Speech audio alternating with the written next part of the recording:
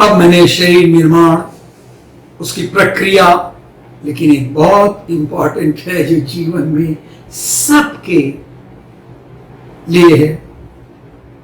भगवद गीता में कहते हैं जातस्य ध्रुव मृत्यु ध्रुवम जन्म मृतस्य च, जातस्य ध्रुव मृत्यु ध्रुवम जन्म मृतस्य च तस्मात् अपरिहार्य अर्थे न तुम सोचतो आरसी। मत सोचिए, मत चिंता करिए, जो भी जन्म लिया उसे मरना है, और जो मरा है उसे जन्म लेना है। उस बात की छोड़ दें कि करोड़ों अरबों में कोई आदमी जो ईश्वर ये जन्म के बंधन से और मृत्यु के बंधन से मुक्त होता है, अन्यथा जन्म लिया है तो मरना है, मरना है, मरा हुआ है तो जन्म लेना है। इसलिए मृत्यु अवश्यम भावी है। गीता में मृत्यु की प्रक्रिया का संकेत देते हुए कहा गया है कि जीव का इस पंच भौतिक शरीर से निकल जाना ही मृत्यु है। जीव, देखिए हमें अगर मौका मिला तो मैं बताऊंगा। तो जीव का, यह जीव आत्मा नहीं है, मैं यहीं पर समझा दूंगा आपको, सबको आप लोग समझ जाइए कि जीव मतलब आत्मा नहीं। जीव है जो सूक्ष्म शरीर और कारण शरीर का एक संयुक्त रूप, इसको ही जीव कहते हैं। तो जीव के 3 शरीर माने गए हैं। स्थूल शरीर जो दिखाई देता है, हम ये शरीर, यही है स्थूल शरीर जो हमको आपको दिखाई देता है। लेकिन 2 शरीर और हैं जो हमें दिखाई नहीं पड़ता, वो है सूक्ष्म शरीर और कारण शरीर। सूक्ष्म शरीर जिसमें प्राण और मन, बुद्धि आदि सूक्ष्म शक्तियों से बना होता है, और कारण शरीर जो संचित वासनात्मक संस्कारों का कोश है। माने हमारे जो भावनात्मक और विचारात्मक वासनात्मक जो संस्कार हैं वो अच्छे हो या बुरे, और वे जो है वो कारण शरीर में रहते हैं, और सूक्ष्म शरीर में मन, प्राण, बुद्धि ये सब रहते हैं। और सूक्ष्म शरीर और कारण शरीर एक ही साथ वो लगे रहते हैं। तो आपको बताया मैंने कि एक शरीर है, जो एक शरीर आपके लिए क्या है, जो स्थूल शरीर है, और दूसरा और तीसरा क्या है, सूक्ष्म और कारण शरीर। तो सूक्ष्म और कारण शरीर एक साथ रहते हैं। तो स्थूल शरीर को कहते हैं हम देह यंत्र, ठीक। स्थूल शरीर को हम कहते हैं देह यंत्र, और सूक्ष्म शरीर और कारण शरीर दोनों को मिलाकर संयुक्त होकर के उनको कहते हैं हम मनोयंत्र। इन शरीरों के भीतर आत्मा ओतप्रोत होकर विद्यमान है। शरीर के अंदर माने भौतिक शरीर में भी, कारण शरीर में भी, सब जगह ये आत्मा सब जगह विद्यमान है। जो हमारे भीतर का चैतन्य तत्व है, उसी कारण हम स्पंदन हमारे शरीर में हो रहा है, हम जी रहे हैं, बोल रहे हैं, सुन रहे हैं, खा रहे हैं, पी रहे हैं, सब जो हमारे अंदर जो चैतन्यता है वो उसी आत्मा के कारण है। देह यंत्र और मनोयंत्र दोनों ही जड़ और अचेतन है, ये भी ध्यान लेना पड़ेगा। देह यंत्र भी अचेतन है और मनोयंत्र भी। मनोयंत्र से क्या मतलब है, सूक्ष्म शरीर और कारण शरीर, जो मतलब कुछ देह शरीर का कोई चीज नहीं है, यह सूक्ष्म भाव है, मन है।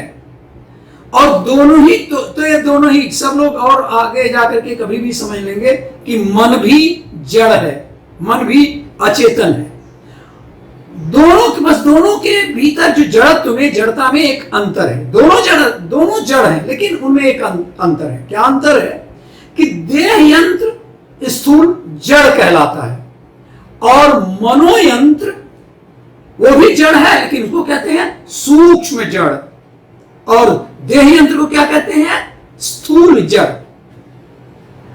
तो अब हम आत्म चैतन्य को मनोयंत्र के साथ संयुक्त करके देखते हैं, तो इसे जीव कहते हैं। जब बहुत अच्छी तरह से आप समझ लीजिए कि जब आत्म चैतन्यता मनोयंत्र के साथ है उसको मिल जाते हैं, तो उसको कहते हैं जीव कहते हैं।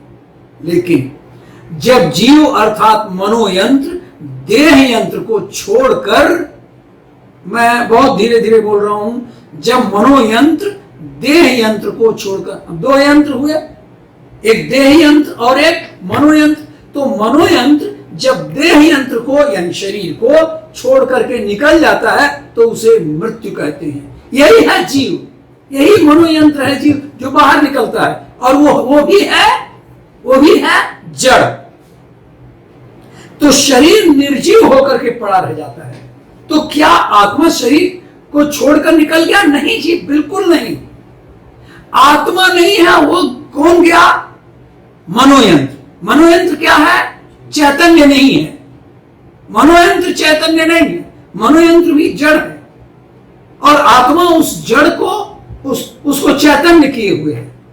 लेकिन वह जीव जब छोड़ करके निकल गया, जब मनोयंत्र निकल गया, तो आत्मा तो सर्वव्यापी है, और वह आत्मा हमारे मुर्दे में भी विद्यमान है।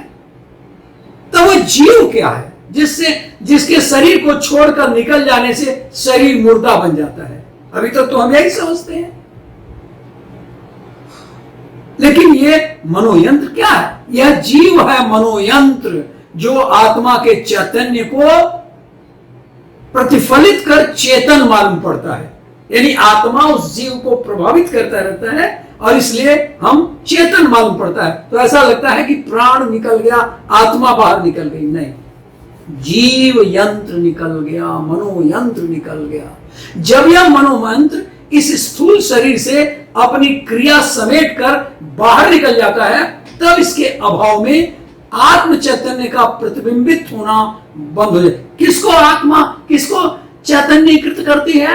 मनोयंत्र को। जब मनोयंत्र बाहर निकल गया तो क्या हुआ? आत्मा उसे चैतन्यकृत नहीं कर पाता, उसे चैतन्य नहीं हो पाता। यानी आत्मा का चैतन्य धर्म अपने को प्रकट करने वाले यंत्र के अभाव में पुनः छिप जाता है, आवृत हो जाता है, ढक जाता है।